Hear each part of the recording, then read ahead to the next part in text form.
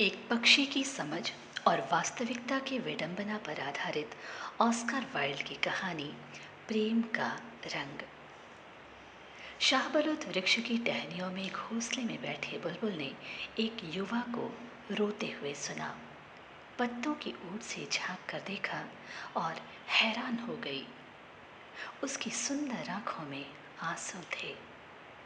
वो युवा प्रेमी बुदबुदाया, राजकुमार कल नृत्य उत्सव कर रहा है और मेरी प्रेयसी भी वहीं होगी।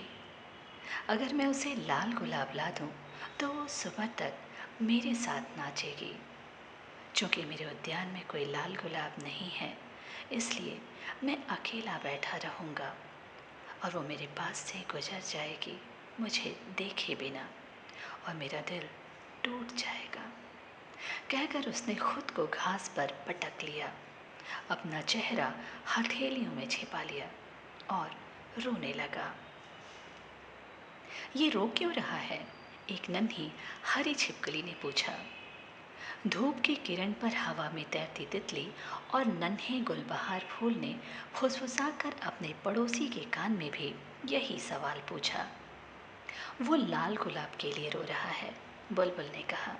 क्या मजाक है, हरी छिपकली ऐसा कहकर जोर से हंसती।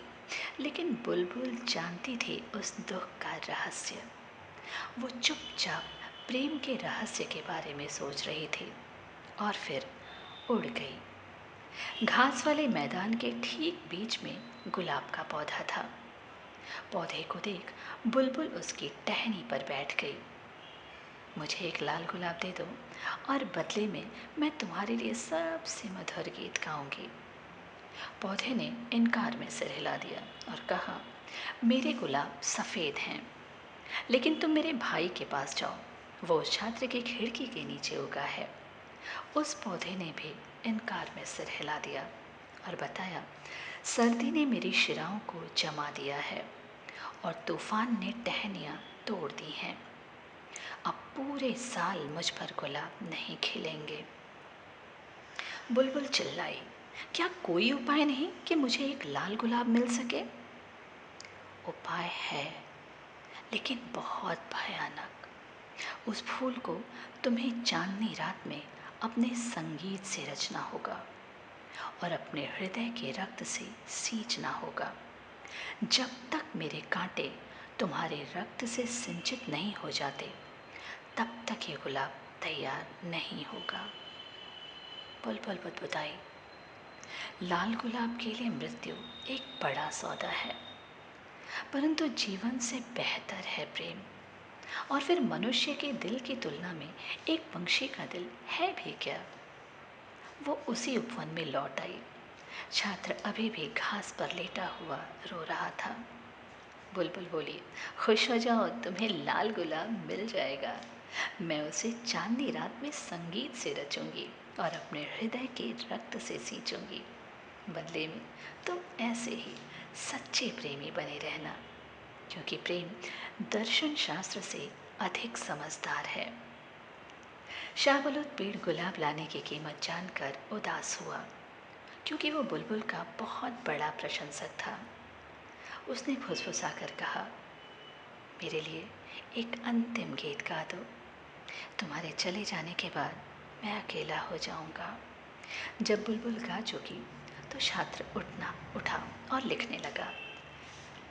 इसकी आवाज़ मधुर है, लेकिन दुख की बात तो यह है कि ये स्वर आज मेरे लिए निरर्थक हैं। ऐसा कहकर वो कमरे में जाकर प्रेयसी को याद करते हुए सो गया। रात को जब पूरा चांद आकाश में चमक उठा तो बुलबुल गुलाब के पौधे पर जा बैठी। उसने सबसे पहले लड़की और लड़के के दिल में प्रेम उपजने के बारे में गाया। धीरे धीरे गुलाब के पौधे की सबसे ऊंची टहनी पर पंखुड़ी कर एक सुंदर गुलाब खिलने लगा। पहले तो ये हल्का पीला सा था। तब पौधे ने बुलबुल से कहा कि वो कांटे को जोर से भींच ले। बुलबुल ने ऐसा ही किया। उसके गाने की आवाज़ ऊंची होने लगी और गुलाब की पत्तियों में हल्की सी गुलाबी रंगत थी, मगर गुलाब का हृदय अभी श्वेत ही था। बुलबुल ने कांटे को और जोर से भींच लिया। बुलबुल की दर्द भरी चीख निकली, मगर उसका गायन प्रचंड हो गया, क्योंकि वो मृत्यु से संपूर्ण होने वाले प्रेम के बारे में गा रही थी, जो कब्र में जाकर भी जीवित रहता है। अंततः वह गुलाब पूर्वी आकाश सा रक्तिम हो गया। बुलबुल की आवाज़ हल्की पड़ गई, उसके नन्हे पंख फड़फड़ा उठे, उसका गायन मध्यम होता गया और फिर उसने अंतिम स्वर लहरी बिखेर दी। लाल गुलाब ने इसे सुना, आनंदातिरेक में कांप उठा और अपनी पंखुड़ियाँ सुबह की ठंडी हवा के लिए खोल दी। पौधे ने कहा, देखो देखो, गुलाब अब संपूर्ण हो चुका है। परंतु बुलबुल ने कोई उत्तर नहीं दिया, क्योंकि वो घास में मृत पड़ी थी। दोपहर को छात्र ने अपनी खिड़की खोलकर बाहर देखा। कितना भाग्यशाली हूँ मैं, वो चिल्लाया। ये रहा गुलाब, मैंने इतना सुंदर गुलाब कभी नहीं देखा। उसने झुककर गुलाब तोड़ लिया। लाल गुलाब हाथों में लिए वो प्रोफेसर के घर की ओर भागा। प्रोफेसर की बेटी को देख उसने जोर से कहा, तुमने कहा था कि अगर मैं तुम्हें लाल गुलाब ला दूं तो तुम मेरे साथ नाचोगी। ये रहा विश्व का सबसे अधिक लाल गुलाब। लड़की ने भ्रिकुटी तान ली। ये तो मेरी पोशाक से मेल ही नहीं खाता, और प्रबंधक के भतीजे ने मेरे लिए कुछ असली मणियाँ भिजवाई हैं।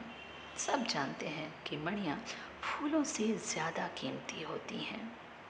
ये सुनकर छात्र ने फूल को गली में फेंक दिया, जिसे एक ठेले के पहिए ने कुचल दिया।